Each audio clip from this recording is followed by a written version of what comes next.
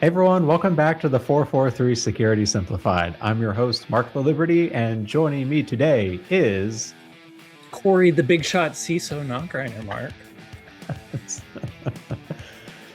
feisty on today's episode. I'll be doing all the work while Corey just listens along. And pretty much. Teach me about what's happening. That's what I'm here for, right? Yeah. Well, anyways, for real, we're going to start with a discussion of RedSun, which is yet another zero-day vulnerability just dropped instantaneously by a researcher known as Chaotic Eclipse, whatever I get the first part of their name from. After that, we'll quickly cover Operation Power Off, a joint takedown from Europol and other international law enforcement to take down distributed denial of service as a service offerings. And then we'll end with a new update from Microsoft to help make people more secure in the world of RDP, or Remote Desktop Protocol. With that, let's go ahead and connect our way in.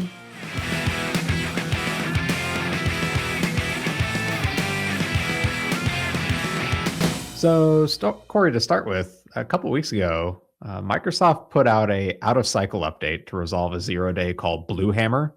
A researcher called Chaotic Eclipse, they published a POC after getting frustrated with Microsoft's vulnerability disclosure program. It forced an out-of-cycle patch.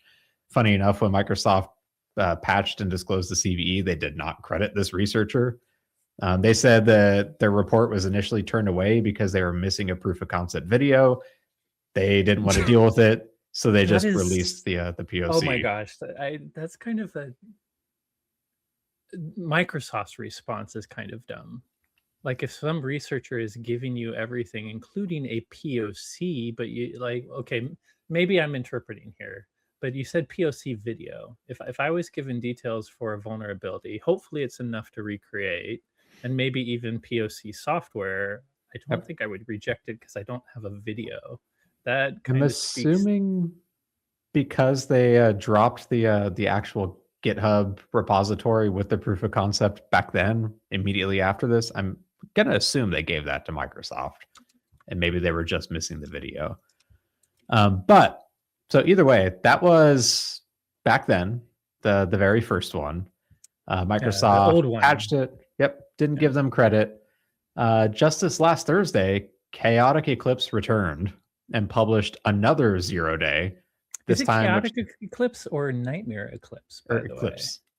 Way? I thought it was Chaotic Eclipse. At least Nightmare Eclipse. Maybe if we look at their GitHub repository is their handle was Chaotic earlier. Oh, but anyway, they changed their name. And by the way, it is they are, as you can see in their thing, they did Blue Hammer. Interestingly enough, there's an undefend one that's interesting. We might want to look at after the podcast. Good, another one. Anyways, so they published another vulnerability. This one, local privilege escalation to system by abusing how Microsoft Defender interacts with cloud synchronized files. And the vulnerability, it's a little bit complex. We'll walk through it and some of the pieces of it, but I came up with an analogy, I think, that kind of explains what's going on with this. So Microsoft Defender on your computer is like a janitor. They run at system privileges, meaning they've got keys to every single room on the computer, and they are responsible for finding dirty things and cleaning them up and putting things back where they're supposed to belong. That janitor, picture they come across a box hanging out in a room, and that box has a sticky note on it that says, "Put me in the master control room." And the janitor, without verifying what's in the box or whether it really belongs in the master control room, just picks it up and puts it in there. And then out pops someone from the box and they take over the entire building. That's effectively what's going on in this vulnerability. Defender is trusting something that it's getting from one of these cloud sync providers that we'll talk about in a second, causing it to move or download a file into a place where it should not be downloading it to. There's a couple of like components in Windows that you'll need to at least loosen. You have to go further, Mark, because I see they only posted the image of it, not a video. So I think we should reject this vulnerability. It can't be real. It's not like they didn't post full code showing how it works. So I sense your sarcasm. I'm actually kind of on the fence on this. Like, obviously Microsoft was wrong. They should have accepted the report. They should have credited the researcher for the first one, and they should have worked with them a bit better. The only thing that, like, to play the like devil's advocate, Microsoft is a very large company, and I'm sure they receive thousands of vulnerability reports on a weekly basis, maybe on a daily basis. And I could see why they might have like a baseline requirement that if you're submitting a report, you need to like screen record the proof of concept to try and filter out some of like the AI generated crap that they're going to be getting probably on a even higher level than we are at WatchGuard. So it's like I'm a little sympathetic. Obviously, if that is a requirement, it proved out to burn them and tick off this researcher. But anyways, sarcasm reviewed and accepted. Let's get back to the vulnerability. Back to we the were showing the vulnerability. GitHub, but as you talk about it, I've brought up another article that we can use while you're talking. Yeah. So first things first, Windows has this concept of a reparse point, which is basically a redirect that's built into the Windows file system. When you have one set up, if you open up a folder, Windows can silently say, actually, don't open that folder, open this one instead. And this is the mechanism behind like OneDrive virtual folders. If you have OneDrive enabled on your Windows computer, you've probably noticed those virtual folders where when you click up like documents, it loads up your My Documents directory on the local file system. This mechanism behind the scenes happens at the kernel level, meaning it's on its own protected, but it opens up some additional permissions or potential access points. Another piece, so cloud sync providers, OneDrive, Box, Dropbox can all register as a cloud sync provider through an API built into Windows. They can then drop a placeholder file into a folder, which Windows can then rehydrate by downloading the full file. Again, anyone that's used OneDrive before, you've probably noticed like the grayed out or with the little cloud icon files that like quote unquote exist in that directory but haven't been downloaded yet, versus the ones that you download a copy onto your local file system. So you actually have the thing there to use. So all of that like kind of works behind the scenes in Windows, and it opens up this interesting attack scenario where the researcher found that an attacker can register a folder as a cloud sync provider through the API. So this all starts with an application they have to run. So they have to be able to run code on the endpoint. This is just letting them run any arbitrary coded system. So they start by registering their folder as a cloud sync provider. Let's say like evilbox.com, doesn't matter. It doesn't have to be a real one. They then drop a placeholder file into that folder, and specifically a placeholder file that has a malware signature like the iCar test string in it, for example.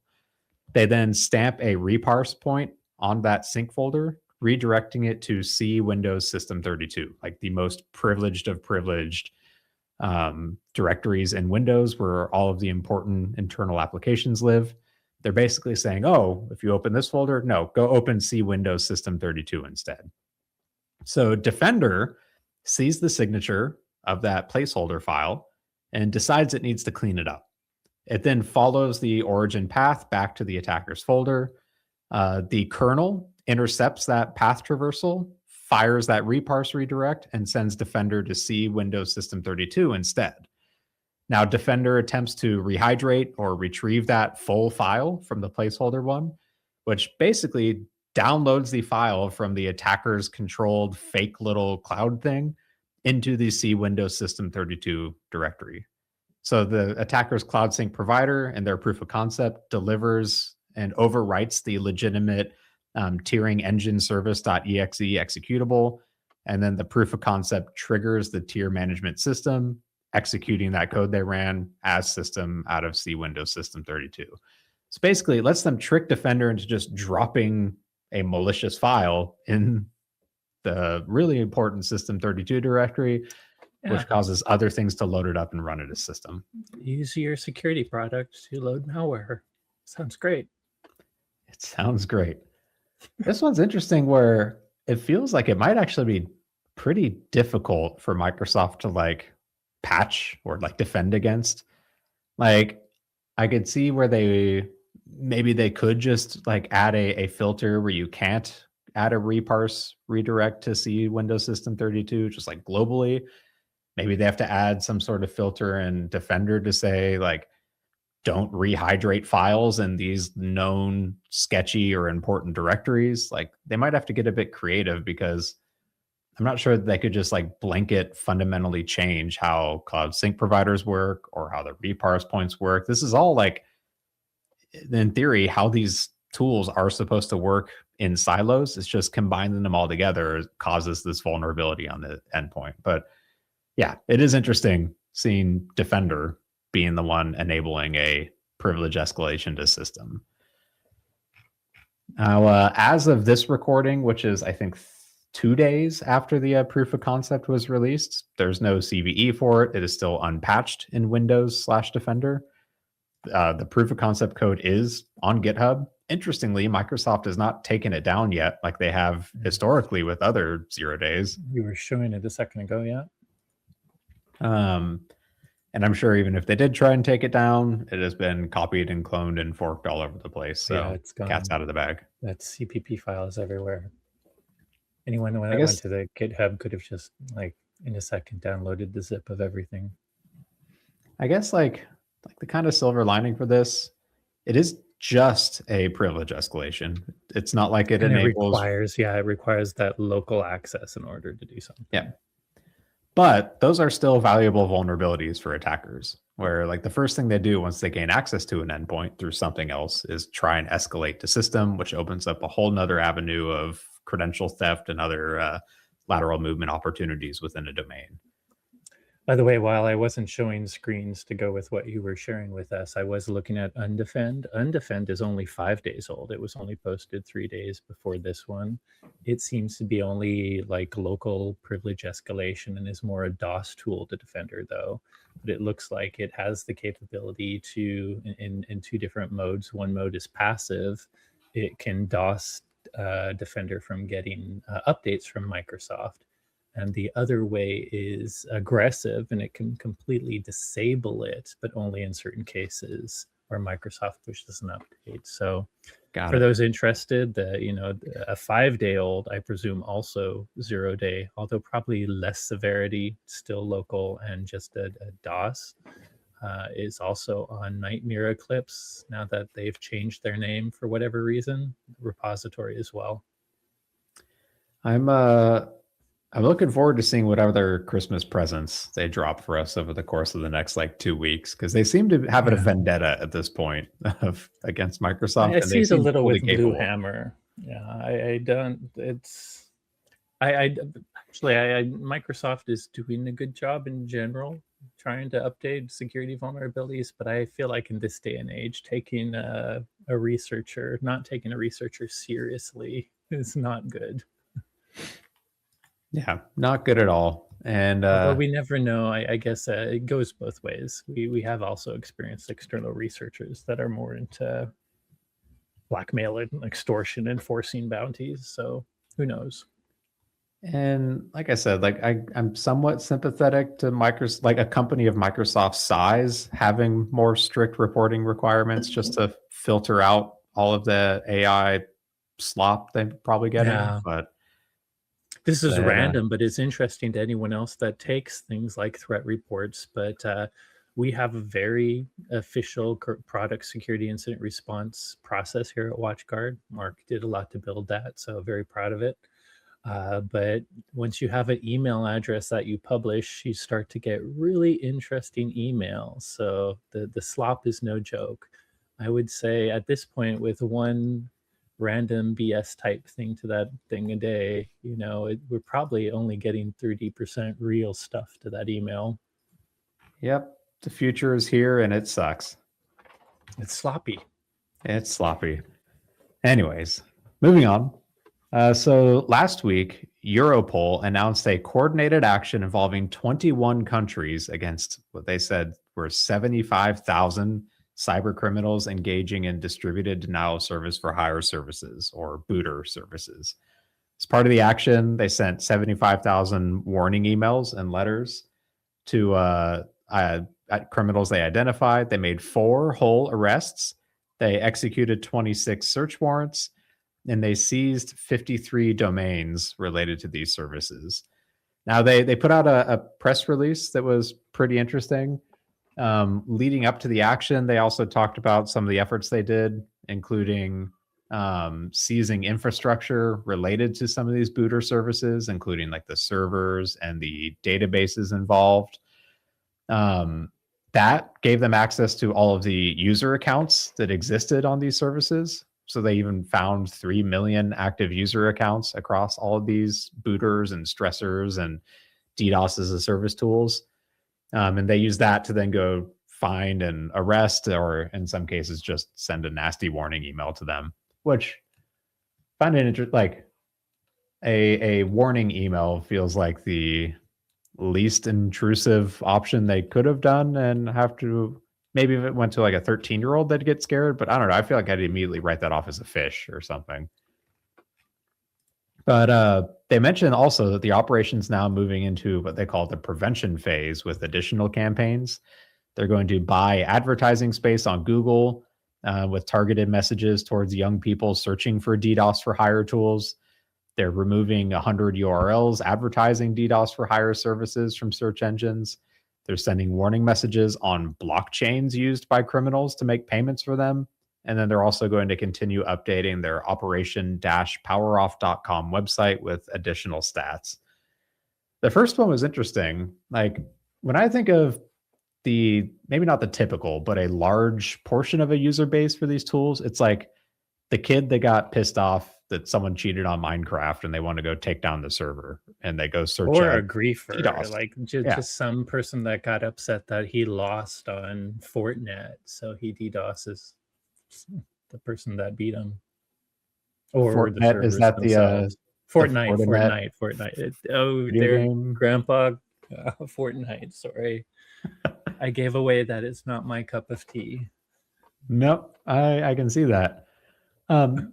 I wonder how much like one of these ads will actually mean to like a kid or a young adult or something when they go to search for it. One. Yeah.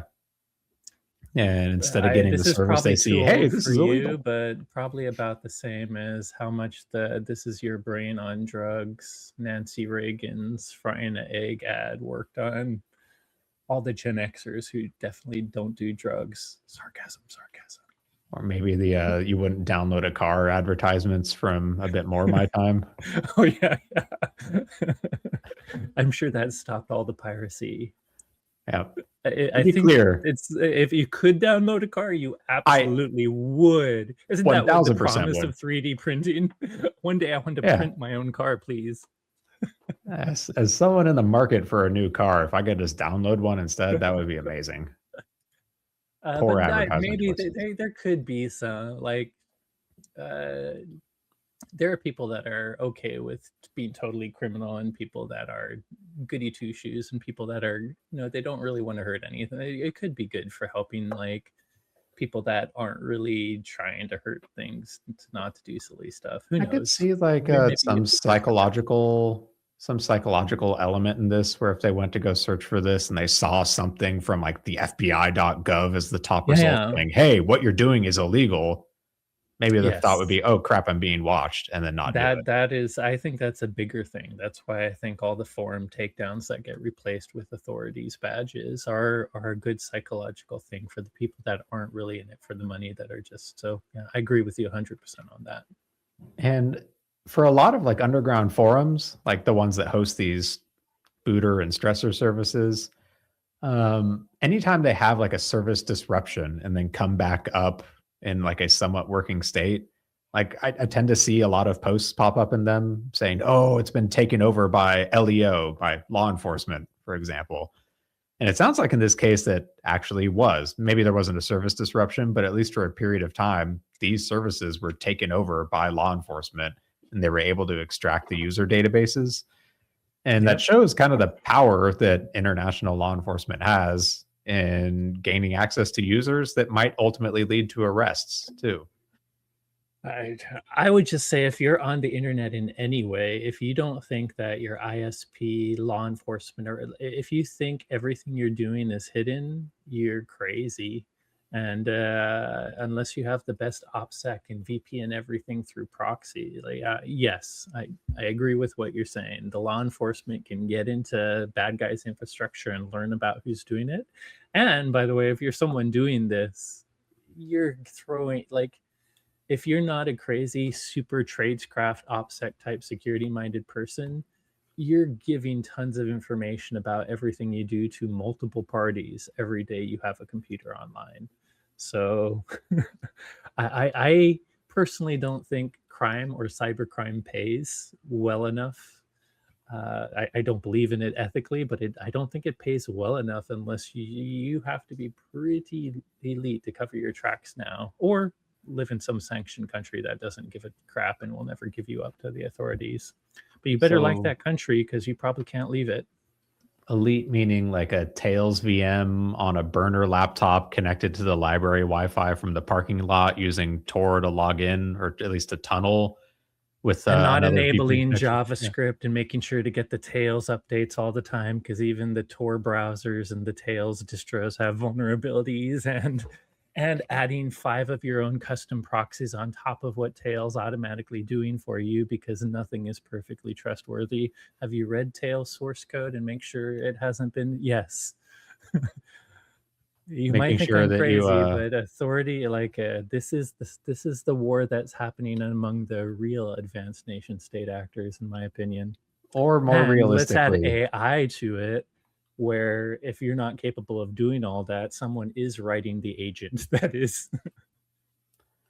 you're connecting from your home in Russia and none of this actually matters. Yeah. Then you're fine, as long as you, like, Russia Never go on doesn't stay there vacation. forever. Exactly. Because wasn't it was the guy that hacked LinkedIn was arrested when he went on vacation to Prague and All of extradited them. to the US. Some of the ones in Ukraine were actual Russian individuals that went to Ukraine. Like, there are apparently some countries that don't, that look the other way, but you better really, really like that area of the world. Yep. But hey, you know what? Good news. We just shut down a bunch of more stressor services. So hats off to Yeah. Europol and the consortium of law enforcement Way to working on go. this.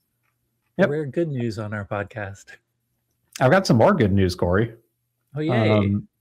So Patch Tuesday was this last Tuesday, which introduced a behavior update to the Windows Remote Desktop Connection client to help train users into making better decisions with RDP files. Ooh. So I'm going to start right away with, we are technology nerds. You might think I've given some of it up with my fancy C-level title now, but I think we like really technical, cool parts of security hacks and stuff like that. But I like this one because, as the CISO, while you may joke I don't do real work, I think the human side of information security is actually the more important side. I think things like most breaches aren't using this 0-day we're talking about. There has some dumb stolen credential because some user did something they didn't do, or didn't look at a pop-up when Excel told them there was a macro. So I think what you're going to be getting into is some changes that are more trying to affect user behavior. And I think they're just as important as the technical stories, is all I'm saying. So let's get into it. Keep going. Let's get into it. So for those that have never touched a Windows computer before, a RDP file is effectively like a connection profile with instructions to tell Windows how to connect to a remote computer. It would have like its IP address, its username and password, even some connection settings in there. So that if you just click the profile, it automatically opens the RDP client and connects to that remote system. It's a nice, easy button file, but it's also a freaking file that may have embedded a lot of critical, sensitive information you don't want getting out. Yep. Because RDP exposes resources from the client to the destination also. It can expose local storage drives, so the local file system, can expose the camera, the clipboard, so anything you copy and paste is visible on that remote destination with the right settings, meaning like you're not totally sandboxed from what you're connecting to. And so if you can trick a victim into connecting to a malicious destination, you can take actions up to interacting or at least reading things off the file system or stealing anything out of their clipboard, like passwords they might be copying around. So one social engineering technique involves sending an RDP file through a phishing email, sometimes directly attached, sometimes in a zip archive, with a hook trying to trick the victim into opening it, thinking it's like a document or something. When the user opens the file, their device will silently connect back to the server under the attacker's control and often share local resources like clipboard or even storage systems too. So the updates Microsoft are adding to help draw attention to the risk from these files for users that may not be aware of it. The very first time that you open an RDP file after the latest Windows update, you'll get a big warning, or I guess a small warning that pops up explaining the risk associated with it, and even linking back to a pretty helpful learning center documentation that Corey's showing on the screen right now for the YouTube viewers. By the Uh, way, it is designed that it can be a first launch dialogue, meaning that you can click something that says, I understand this, and in the future, I don't want to see this again, essentially.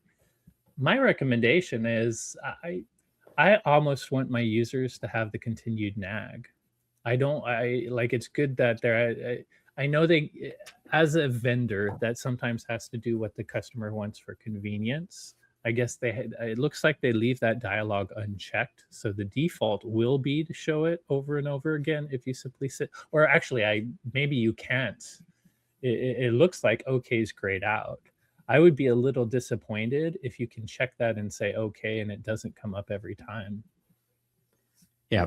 But, So but the if it allows you to OK it, I would recommend not checking that so users get a reminder.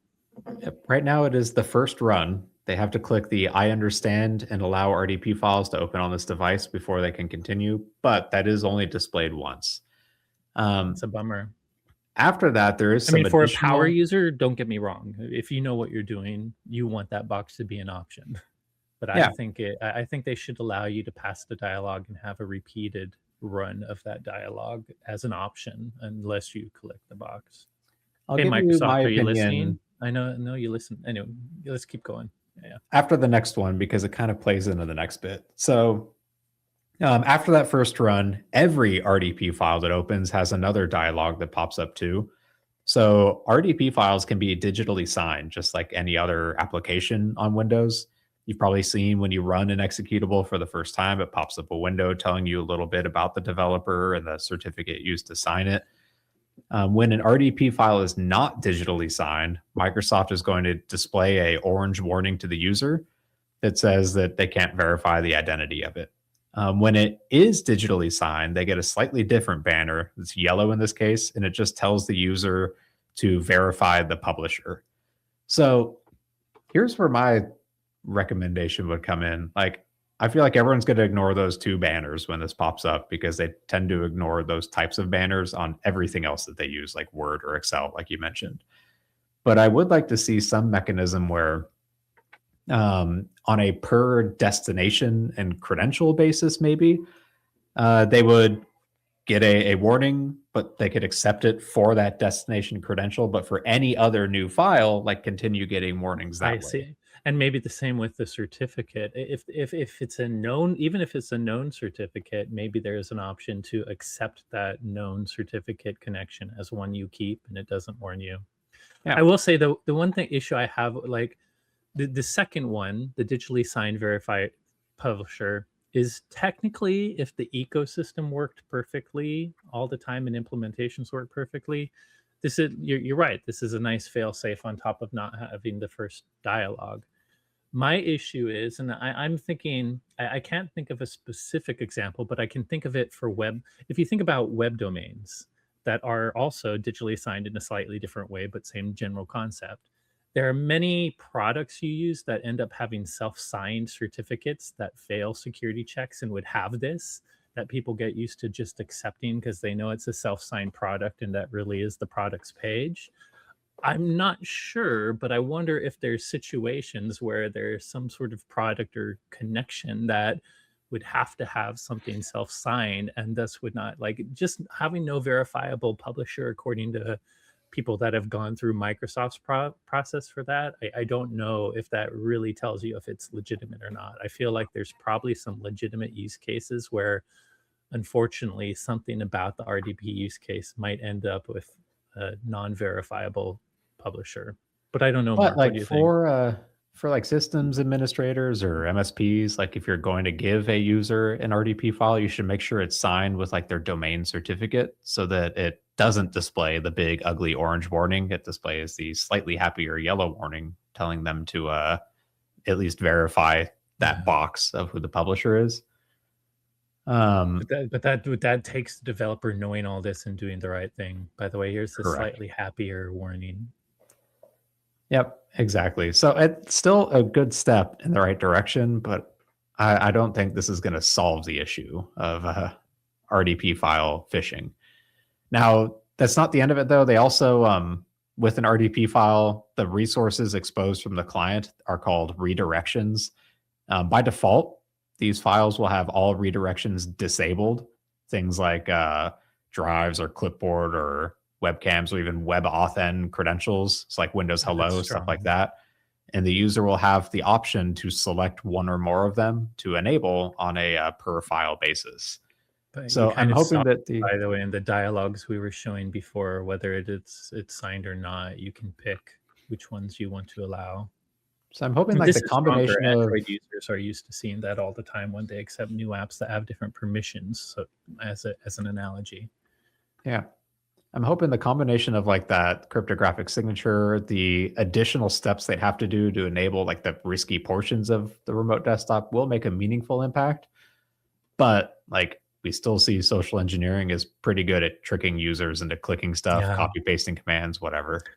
One of my issues is I started this whole thing saying I actually think products trying to give non-technical users advice around potential security risk is good. But we just had a complex discussion to know what verifiable publisher versus not verifiable publisher is, having to know what redirections mean to all of it. And, WebAuthn, yes, they say Windows Hello. That might what non-technical user really understands all of this. So it is good. But I like you say, maybe 50% of users don't even know what's going on and just keep on hitting the next button that they need to force the connection to happen. But hopefully in this case, if they hit the next button, that doesn't expose any of those redirects. So it's a relatively harmless. At least the default is everything is unchecked. Yeah. And like maybe I'm a little more cynical than you where even if it is like good training that maybe they wouldn't understand, I'm willing to bet most people wouldn't even click that link and read the information in it either. Like they'll just immediately go, sounds great, let me go, click the OK button, and then it's a nice reminder for power users, though. Like if I saw that, I would pause. But yeah, either way, I think you're right that the defaults are more secure, that they don't allow those redirections by default, and they are giving people the opportunity to make the right choices. It's still, like with any company, I wish we could force secure defaults, but we sometimes have to give customers choice because they'll complain otherwise. But it looks like they can still hurt themselves if they don't choose right. Yep. But hey, even an inch forward is still forward progress. So well done, Microsoft. That's one more point for the negative 10 points that you got for that vulnerability response earlier. Yeah. A step forward or one step back and maybe a couple forward if I'm feeling nice, or the opposite if I'm feeling the opposite. Which, judging by today, I'm assuming it is the opposite. I'm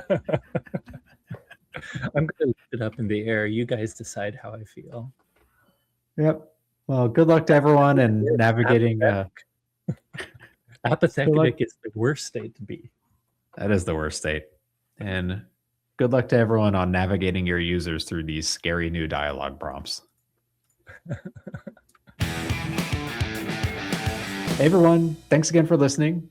As always, if you enjoyed today's episode, don't forget to rate, review, and subscribe. If you have any questions on today's topics or suggestions for future episode topics, you can reach out to us on the social medias. I'm on Blue Sky at itsmark.me. Corey's at SecAdept. Both of us are on Instagram at watchguard_technologies. I think that's it for the socials, right? That is cool. So thanks again for listening, and you will hear from us next week.